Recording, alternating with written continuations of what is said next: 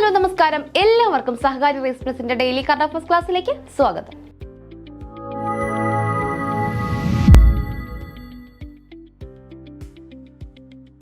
അപ്പൊ നമുക്ക് നോക്കാം ഇന്ന് നമുക്ക് എന്തെല്ലാമാണ് അറിയേണ്ടതെന്ന് നോക്കാം. ക്ലാസ്സിലേക്ക് കിടക്കാം. ആദ്യമായിട്ട് തന്നെ നമ്മുടെ ഉത്തരാഖണ്ഡിൽ ഒരു പ്രളയം ഉണ്ടായതായി നമ്മൾ എല്ലാവരും അറിഞ്ഞു കഴിഞ്ഞു. അപ്പോൾ അത് എവിടെയാണ്? ഉത്തരാഖണ്ഡിൽ ഇത് നമ്മൾ എല്ലാവരും അറിഞ്ഞു. അത് എവിടെയാണ്? ഉത്തരാഖണ്ഡിൽ എവിടെ എന്നൊരു ചോദ്യം നമുക്ക് വന്നു കഴിഞ്ഞാൽ എല്ലാവരും ഓർത്തിരിക്കുക, ധരാലി. എവിടെയാണ്? ധരാലി ഗ്രാമമാണ് ഒഴുകിപ്പോയത്. ഉത്തരാഖണ്ഡിലെ ഉത്തരകാശിയിലെ ധരാലി ഗ്രാമത്തിലാണ് മേഘവിസ്ഫോടനത്തെ തുടർന്നുണ്ടായ മിന്നൽ പ്രളയത്തിൽ ഒരു ഗ്രാമം ഒലിച്ചുപോയത്. അതായത് അവിടെ കനത്ത മഴയെ തുടർന്നുണ്ടായ ഒരു പ്രളയം അല്ലായിരുന്നു അത് എന്തിന്റെ ഫലമായിരുന്നു? മേഘവിസ്ഫോടനത്തിന്റെ ഫലമായിരുന്നു. അങ്ങനെ ഒരു വലിയ പ്രളയം ഉണ്ടാകേണ്ട അത്രയും മഴയൊന്നും തന്നെ അവിടെ പെയ്തിട്ടില്ല. ഒരു മേഘവിസ്ഫോടനത്തിന്റെ ഫലമായിട്ടാണ് ധരാലിയിൽ ഇത്തരം ഒരു മിന്നൽ പ്രളയം ഉണ്ടായിരിക്കുന്നത്. നമുക്ക് അടുത്ത ന്യൂസ് നോക്കാം. കാർഷിക സർവകലാശാലയ്ക്ക് ഇനി മണ്ണുത്തി വിലാസമില്ല. അപ്പോൾ PSC പഠിച്ചുകൊണ്ടിരിക്കുന്നവരെല്ലാം നമ്മൾ എന്ത് പഠിക്കും? കാർഷിക സർവകലാശാല, കേരള കാർഷിക സർവകലാശാല ആസ്ഥാനം എവിടെയാണ്? മണ്ണുത്തി. അപ്പൊ നമ്മൾ ഇനി അതൊന്ന് തിരുത്തി പഠിക്കേണ്ടി വരും. കാരണം ഇനി കാർഷിക സർവകലാശാല മണ്ണുത്തിക്ക് വിലാസമില്ല. മണ്ണുത്തി അത് പകരം ആർക്ക് കൊടുക്കുകയാണ്? അവരുടെ ഭൂമി, ആ ഒരു ഭൂമി നമ്മുടെ വെറ്റിനറി സർവകലാശാലയ്ക്കുള്ളതാണ് എന്ന് അവർ കുറച്ച് നാളായിട്ട് അവകാശവാദം ഉന്നയിച്ചിട്ടുണ്ട്. അപ്പൊ അത് അവർക്ക് വിട്ടുകൊടുത്തുകൊണ്ട് നമ്മുടെ കാർഷിക സർവകലാശാല വെള്ളാനിക്കരയിലാകും. ഇനി എവിടെയാകും? അതിന്റെ മുഴുവൻ പ്രവർത്തനവും വെള്ളാനിക്കരയിലേക്ക് മാറ്റുകയാണ്. അപ്പൊ മണ്ണുത്തിയിലെ കാർഷിക സർവകലാശാലയുടെ മുഴുവൻ പ്രവർത്തനങ്ങളും പൂർണ്ണമായിട്ടും ഇനി എവിടെയാണ് നടക്കാൻ പോകുന്നത്? വെള്ളാനിക്കര. എവിടെയാണ്? വെള്ളാനിക്കര. കേരളത്തിൽ ആകെ 1365 വരയാടുകൾ. അപ്പോൾ കേരളത്തിലെ വരയാടുകളെ എണ്ണി ഒരു സർവേ ഫലം പുറത്തിറക്കിയിരിക്കുകയാണ്. അപ്പോൾ ഇങ്ങനെയുള്ള കാര്യങ്ങളൊക്കെ നമ്മുടെ PSCയിൽ ചോദിച്ചിട്ടുമുണ്ട്. അപ്പോൾ നിങ്ങൾ കൃത്യമായിട്ടും ഓർത്തിരിക്കുക. പുതിയ സർവേ പ്രകാരം കേരളത്തിലെ ആകെ വരയാടുകളുടെ എണ്ണം 1365 ആണ്. അപ്പോൾ ഈ വംശനാശം സംഭവിച്ചുകൊണ്ടിരിക്കുന്ന വരയാടുകളെ സംരക്ഷിക്കുന്നതിന് വേണ്ടിയിട്ട് നമുക്ക് കേരളത്തിൽ ഒരു ദേശീയ ഉദ്യാനമുണ്ട്. ഏതാണ്? നമ്മുടെ ഇരവികുളം ദേശീയോദ്യാനം. ഇരവികുളം നാഷണൽ പാർക്കിൽ വരയാടുകളെയാണ് സംരക്ഷിച്ചിരിക്കുന്നത്. റാങ്കിങ്ങിൽ നേട്ടമുണ്ടാക്കി സിറാജ്, ബുംറ ഒന്നാമത്. അപ്പോൾ നമ്മുടെ ടെസ്റ്റ് ക്രിക്കറ്റ് റാങ്കിങ്ങിൽ, ബൗളർമാരുടെ റാങ്കിങ്ങിൽ നമ്മുടെ സിറാജ് ഒരു നേട്ടമുണ്ടാക്കി. അതിന്റെ അർത്ഥം സിറാജ് ഒന്നാം റാങ്കിൽ എത്തി എന്നല്ല. പകരം എന്താണ്? തന്റെ നില ഒന്നുകൂടി മെച്ചപ്പെടുത്തി. എങ്ങനെയാണ് സിറാജ് മെച്ചപ്പെടുത്തിയത്?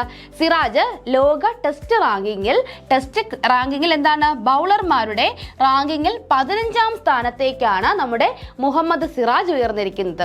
1ാം സ്ഥാനം നിലനിർത്തുന്ന താരം നമ്മുടെ ജസ്പ്രീത് ബുംറയാണ്. 1ാം സ്ഥാനം നിലനിർത്തുന്ന താരം. ഇന്ത്യൻ യുവത്വം. അപ്പൊ ഇന്നത്തെ ദിവസത്തിന് 2 പ്രത്യേകതകളുണ്ട്. ഒന്ന് നമ്മുടെ എന്തിനെയാണ്? കൈത്തറി ദിനമാണ്. എന്താണ്? കൈത്തറി. നമ്മുടെ ദേശീയ കൈത്തറി ദിനമാണ് എന്ന് ഓഗസ്റ്റ് 7 ദേശീയ കൈത്തറി ദിനമാണ്. കൂടാതെ ദേശീയ ജാവലിൻ ത്രോ ദിനമാണ് ഇന്ന്. ദേശീയ ജാവലിൻ ദിനവും ഓഗസ്റ്റ് 7 ഓഗസ്റ്റ് 7 കൈത്തറി ദിനമാണ്. കൂടാതെ തന്നെ ജാവലിൻ ദിനവും കൂടിയാണ്. അപ്പൊ കൈത്തറി ദിനം ആഘോഷിക്കുന്നതിന്റെ കാര്യം നമുക്ക് എല്ലാവർക്കും അറിയാം. നമ്മുടെ സ്വദേശി മൂവ്മെന്റ്, നമ്മുടെ ബംഗാൾ വിഭജനം വന്ന സമയത്ത് നമ്മൾ എന്ത് ചെയ്തു? നമ്മൾ സ്വദേശി പ്രസ്ഥാനത്തിലൂടെ വിദേശ നിർമ്മിത വസ്തുക്കൾ എല്ലാം തന്നെ ബഹിഷ്കരിക്കുകയും സ്വദേശി വസ്തുക്കൾ, നമ്മുടെ രാജ്യത്ത് തന്നെ നിർമ്മിക്കുന്ന വസ്തുക്കൾക്ക് കൂടുതൽ പ്രാധാന്യം നൽകുകയും ചെയ്തിരുന്നു. അപ്പൊ അതിന്റെ ഓർമ്മയ്ക്കായിട്ട് വേണ്ടിയിട്ടാണ് ഓഗസ്റ്റ് 7 ദേശീയ കൈത്തറി ദിനമായി ആചരിക്കുന്നത്. മെഡിസെപ്പ് പരിരക്ഷ 5 ലക്ഷമാക്കി, പ്രീമിയം കൂടും. അപ്പോൾ നമ്മുടെ മെഡിസെപ്പ് നമ്മുടെ സർക്കാർ ജീവനക്കാർക്കും അതുപോലെ തന്നെ വിരമിച്ച പെൻഷനേഴ്സിനും ഒക്കെ ഉള്ള ഒരു ആരോഗ്യ പരിരക്ഷ സ്കീമാണ് എന്തെന്ന് പറയുന്നത്? മെഡിസെപ്പ് എന്ന് പറയുന്നത്. അപ്പോൾ ഈ മെഡിസെപ്പിന്റെ പരിരക്ഷ 5 ലക്ഷമാക്കി ഉയർത്തിയിരിക്കുകയാണ്. 3 ലക്ഷം രൂപയായിരുന്നു അവർക്ക് കിട്ടുന്ന ഒരു തുക എന്ന് പറയുന്നത്. അത് ഉയർത്തി എത്രയാക്കി മാറ്റിയിട്ടുണ്ട്? 5 ലക്ഷം രൂപയാക്കി മാറ്റിയിട്ടുണ്ട്. കൂടാതെ പോളിസി കാലയളവ് 3 വർഷത്തിൽ നിന്നും 2 വർഷമാക്കി. പോളിസി കാലയളവ് ചോദിക്കുകയാണെങ്കിൽ അത് 3 വർഷത്തിൽ നിന്നും 2 വർഷമാക്കി. ഇൻഷുറൻസ് പരിരക്ഷ 3 ലക്ഷത്തിൽ നിന്നും 5 ലക്ഷമായി ഉയർത്താനുമൊക്കെ തീരുമാനമായിട്ടുണ്ട്. അപ്പൊ ഇങ്ങനെയുള്ള കാര്യങ്ങളൊക്കെ PSC ചോദിക്കും. അപ്പൊ നിങ്ങൾ കൃത്യമായിട്ടും ഇതൊക്കെ നോട്ട് ചെയ്ത് വെക്കുക. ഷാങ്ഹായ് ഉച്ചകോടി മോദി 31-ന് ചൈനയിലേക്ക്.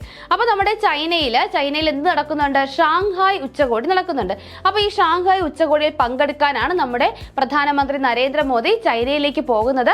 ഇത് ഷാങ്ഹായ് കോപ്പറേഷൻ ഓർഗനൈസേഷൻ, എന്താണ് ഷാങ്ഹായ് കോപ്പറേഷൻ ഓർഗനൈസേഷൻ, ലോകത്തിലെ ഏറ്റവും വലിയ ഒരു പ്രാദേശിക ഓർഗനൈസേഷൻ ആണ് ഷാങ്ഹായ് കോപ്പറേഷൻ ഓർഗനൈസേഷൻ. അപ്പൊ ഇതിന്റെ ഉച്ചകോടിയിൽ പങ്കെടുക്കാനാണ് നമ്മുടെ പ്രധാനമന്ത്രി ചൈനയിലേക്ക് പോകുന്നത്. കർത്തവ്യ ഭവൻ രാജ്യത്തിന് സമർപ്പിച്ച് പ്രധാനമന്ത്രി. അപ്പോൾ ഒരു നിശ്ചയദാർഢ്യത്തിന്റെ പ്രതീകമായിട്ട് രാജ്യത്തിന് നമ്മുടെ പ്രധാനമന്ത്രി കർത്തവ്യ ഭവൻ സമർപ്പിച്ചു. എന്താണ് ഈ കർത്തവ്യ പഥൻ? എന്താണ്? നമ്മുടെ കേന്ദ്ര സർക്കാരിന് കീഴിലെ മന്ത്രാലയങ്ങളുടെയും വകുപ്പുകളുടെയും ഓഫീസുകൾ ഒരേ കീഴയ്ക്കുള്ളിൽ കൊണ്ടുവരിക. നമ്മൾ ഈ ബസ് ടെർമിനൽ എന്നൊക്കെ പറയുന്ന പോലെ, ഇപ്പൊ ബസ് ടെർമിനൽ പോലെ തന്നെ നമ്മുടെ ചില അതുപോലെ ഒരു കോംപ്ലക്സ് ഒക്കെ നമ്മുടെ സംസ്ഥാനത്തും ഉണ്ട്. എന്തായിരുന്നു അതിന്റെ പേര് ഞാൻ ഓർക്കുന്നില്ല. അപ്പോൾ എൻ്റെ സ്ഥലത്ത് അവിടെ ചെന്ന് കഴിഞ്ഞാൽ നമുക്ക് അവിടെ സപ്ലൈകോ ഉണ്ട്, അതേപോലെ രജിസ്റ്റർ ഓഫീസ് ഉണ്ട്, അതുപോലെ തന്നെ പോസ്റ്റ് ഓഫീസും ഉണ്ട്. ഇത് എല്ലാം കൂടെ ഒരൊറ്റ കെട്ടിടത്തിലുണ്ട്. വേറെ ഒരു സംഭവം കൂടെ ഉണ്ട്, എന്താണെന്ന് എനിക്ക് ഓർമ്മയില്ല. പക്ഷേ ഈ 3 സ്ഥലത്ത് ഞാൻ പോയിട്ടുള്ളത് കൊണ്ടാണ് കൃത്യമായിട്ട് പറയുന്നത്. അവിടെ ചെന്നാൽ മതി, അവിടെ തന്നെ പോസ്റ്റ് ഓഫീസ് ഉണ്ട്. ആ കെട്ടിടത്തിൽ തന്നെ 2ാമത്തെ നിലയിലാണ് പോസ്റ്റ് ഓഫീസ്. ആദ്യത്തെ നിലയിൽ വരുന്നത് സപ്ലൈകോ വരുന്നുണ്ട്. അതിന്റെ സൈഡിലായിട്ട് തന്നെ എന്തുണ്ട്? രജിസ്റ്റർ ഓഫീസും ഉണ്ട്. അപ്പൊ ഇത് 3ഉം ഒരിടത്തായിട്ട് അവിടെ വരുന്നുണ്ട്. അപ്പൊ അങ്ങനെയുള്ള കാര്യങ്ങൾ നമ്മുടെ സംസ്ഥാനത്തുമുണ്ട്. അപ്പൊ അതുപോലെ കേന്ദ്ര സർക്കാരിന്റെ സ്ഥാപനങ്ങൾ, കേന്ദ്ര സർക്കാരിന് കീഴിലെ മന്ത്രാലയങ്ങളുടെയും വകുപ്പുകളുടെയും ഓഫീസുകൾ ഒരു കൂരയ്ക്കുള്ളിൽ കൊണ്ടുവരിക എന്ന പദ്ധതിയുടെ ഭാഗമായിട്ട് ഒരുക്കിയതാണ് കർത്തവ്യ ഭവൻ എന്ന് പറയുന്നത്. അതിന്റെ പേര് മിനി സിവിൽ സ്റ്റേഷൻ, അങ്ങനെ എന്തോ ആണ് അതിന്റെ പേര്. മിനി സിവിൽ സ്റ്റേഷൻ എന്നോ മറ്റോ ആണ് ആ ഒരു കെട്ടിടത്തിന്റെ പേര് വന്നിട്ടുള്ളത്. എനിക്ക് അങ്ങനെയാണ് ഓർമ്മ. നിങ്ങൾക്കതല്ല എങ്കിൽ, അങ്ങനെ എന്തെങ്കിലും നിങ്ങളുടെ ഓർമ്മയിലുണ്ടെങ്കിൽ കൃത്യമായിട്ട് എല്ലാവരും കമന്റ് ചെയ്യുക കേട്ടോ. എന്റെ ഓർമ്മ ശരിയാണെങ്കിൽ അത് മിനി സിവിൽ സ്റ്റേഷൻ എന്നാണ് ആ ഒരു കെട്ടിടത്തിന് അവർ പേരിട്ടിരിക്കുന്നത്. അപ്പൊ അതുപോലെ ഒരു പേരാണ് എന്തെന്ന് പറയുന്നത്? കർത്തവ്യ ഭവൻ എന്ന് പറയുന്നത്.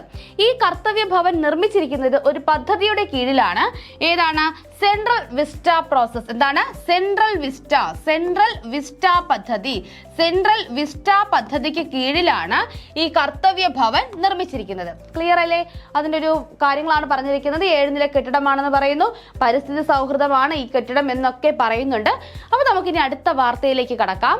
അടുത്ത വരുന്നത് അറിയാം കൂടുതൽ ആനുകാലിക വാർത്തകളാണ്. നമുക്ക് കിട്ടാത്ത കുറച്ച് സംഭവങ്ങൾ, കിട്ടാത്തതല്ല കിട്ടിയതും ഉണ്ടാകാം. കിട്ടിയ കാര്യങ്ങളാണെങ്കിൽ നമുക്കൊന്ന് റീവൈൻഡ് ചെയ്യാം. നമ്മുടെ പത്രത്തിൽ വന്നിട്ടുണ്ട്. പത്രത്തിൽ ഒരു വീക്ക്ലി കറണ്ട് അഫയേഴ്സ് ആയിട്ട് വന്നിട്ടുള്ള ഒരു സെഗ്മെന്റ് ആണ് ഇതിൽ തരുന്നത്. അപ്പൊ നമുക്കൊന്ന് നോക്കാം. വംശനാശം സംഭവിച്ചെന്ന് കരുതിയ ലോകത്തെ ഏറ്റവും ചെറിയ പാമ്പിനമായ നൂൽപാമ്പുകളെ 2 പതിറ്റാണ്ടുകൾക്ക് ശേഷം കണ്ടെത്തിയത് എവിടെ? ഇത് നമ്മൾ പഠിച്ച കാര്യമാണ്, നമ്മൾ ക്ലാസ്സിൽ ചർച്ച ചെയ്ത കാര്യമാണ്. Central Barbados. എവിടെയാണ് കണ്ടെത്തിയത്? സെൻട്രൽ ബാർബഡോസ് ത്രെഡ് സ്നേക്ക് എന്നറിയപ്പെടുന്ന ഇവയുടെ ശാസ്ത്രീയ നാമം ടെട്രാ കൈലോസ്റ്റോ മക്കാർലെ. എന്താണ്? ടെട്രാ കൈലോസ്റ്റോ മക്കാർലെ എന്നാണ് ഇവയുടെ ശാസ്ത്രീയ നാമം. ആഗോളതലത്തിൽ ആദ്യമായി നിർമ്മിത ബുദ്ധിയുടെ സംവിധാനത്തിൽ വീണ്ടും പ്രദർശനത്തിനെത്തുന്ന ചിത്രം. എന്താണ്? ആഗോളതലത്തിൽ ആദ്യമായി നിർമ്മിത ബുദ്ധിയുടെ സംവിധാനത്തിൽ വീണ്ടും പ്രദർശനത്തിനെത്തുന്ന ചിത്രമാണ് 2013 പുറത്തിറങ്ങിയ ധനുഷിന്റെ രാൾസണ. തമിഴിൽ അംബികാപതി എന്നായിരുന്നു ഈ ചിത്രം വീണ്ടും പ്രദർശനത്തിന് ഒരുങ്ങുകയാണ്. എയുടെ സഹായത്തോടെ ചിത്രത്തിന്റെ ക്ലൈമാക്സ് മാറ്റിയാണ് ചിത്രം വീണ്ടും ഇറക്കുന്നത്. അപ്പോൾ അതിന്റെ ക്ലൈമാക്സ് ചിലപ്പോൾ ഇഷ്ടപ്പെട്ടിട്ടുണ്ടായിരിക്കില്ല. ഞാൻ കണ്ടിട്ടില്ല ഈ ചിത്രം ഏതാണെന്ന് എനിക്ക് അറിയത്തില്ല. അപ്പോൾ ചിലപ്പോൾ അതിന്റെ ക്ലൈമാക്സ് ആ സംവിധായകൻ വിചാരിച്ചതുപോലെയോ അല്ലെങ്കിൽ പ്രേക്ഷകർ വിചാരിച്ചതുപോലെയോ അല്ലെങ്കിൽ ക്ലൈമാക്സിന്റെ കാരണം കാണാൻ അത് ഫ്ലോപ്പായ ചിത്രമോ ആയിരിക്കാം.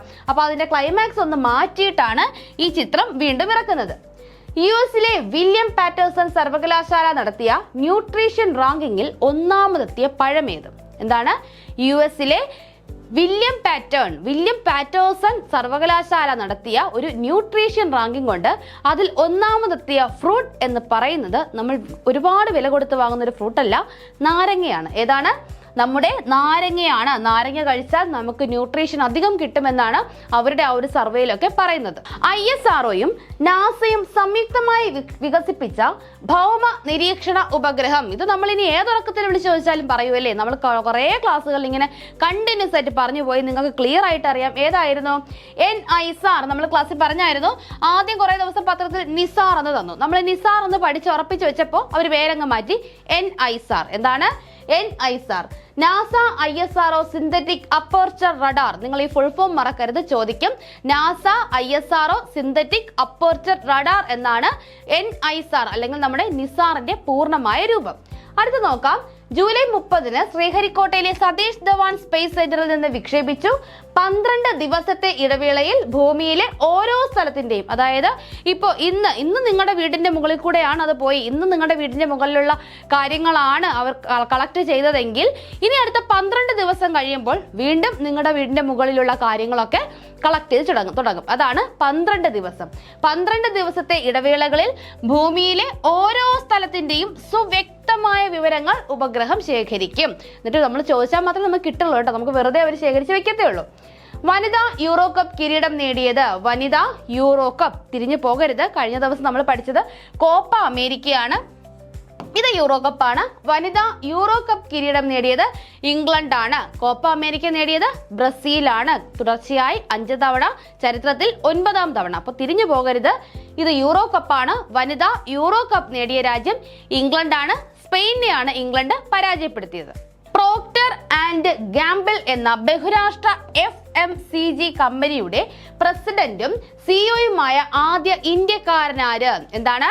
Procter and Gamble. എന്താണ്? പ്രോക്ടർ ആൻഡ് ഗാംബിൾ എന്ന ബഹുരാഷ്ട്ര FMCG കമ്പനിയുടെ പ്രസിഡന്റും സിഇഒയുമായ ആദ്യ ഇന്ത്യക്കാരനാണ് ആര്?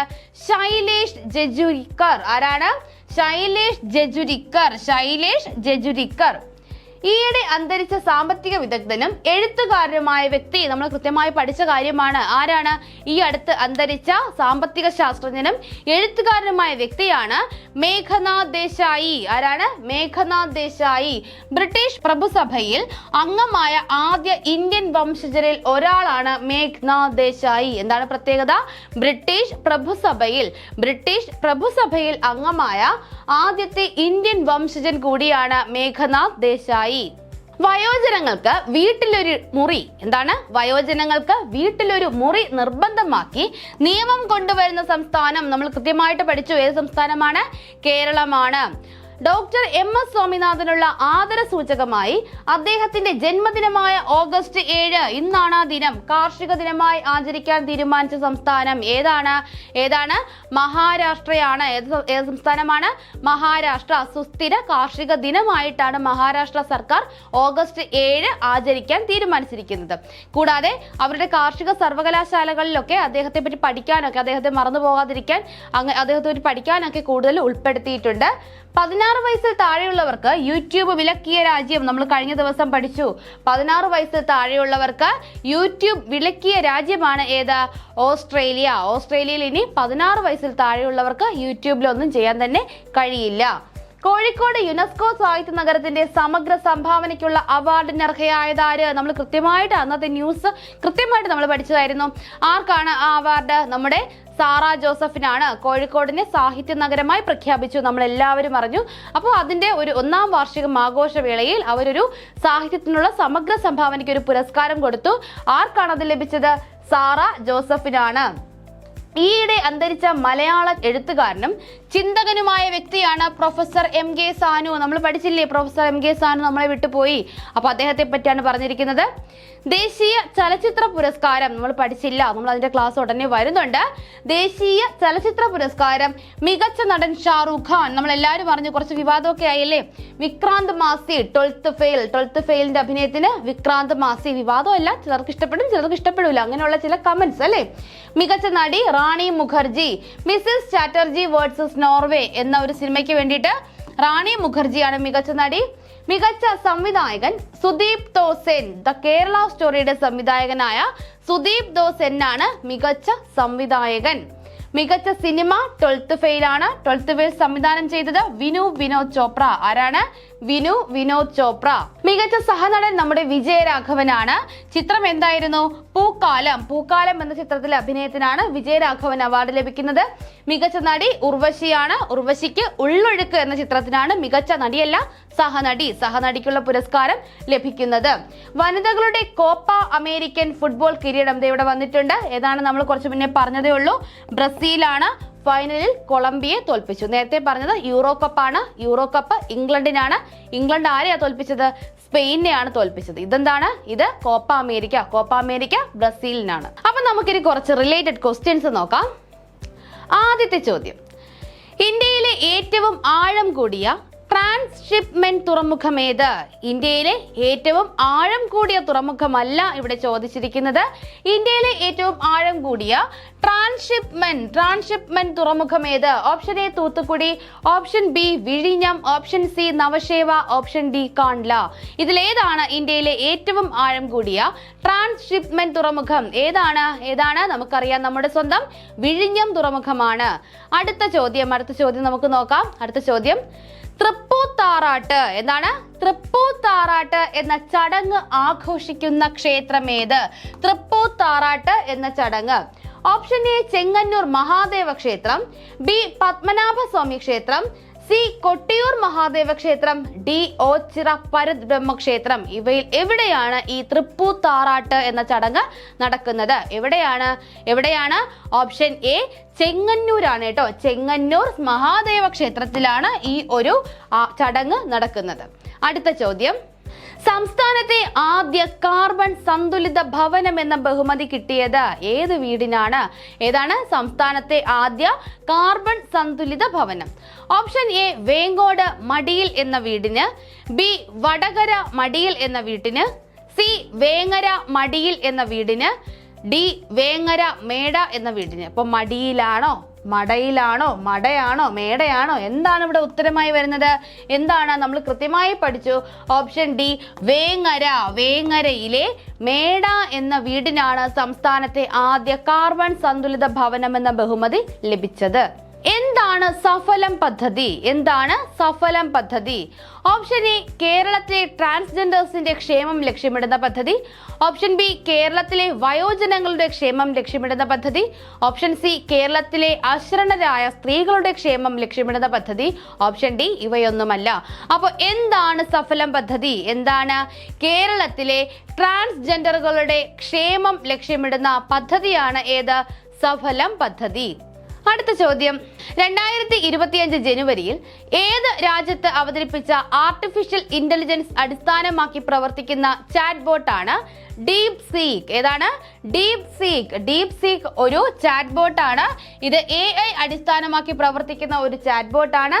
ഇത് ഏത് രാജ്യമാണ് അവതരിപ്പിച്ചത്? ഏതോ ഒരു രാജ്യത്തിന്റെ ഒരു കമ്പനിയാണ് ഇത് അവതരിപ്പിച്ചത്. Option A India, B China, C America, D Britain. ഇതിലേതാണ് ഉത്തരമായി വരുന്നത്? ഏതാണ്? ഓപ്ഷൻ ബി ചൈനയാണ് ഇവിടെ ഉത്തരമായി വരുന്നത്.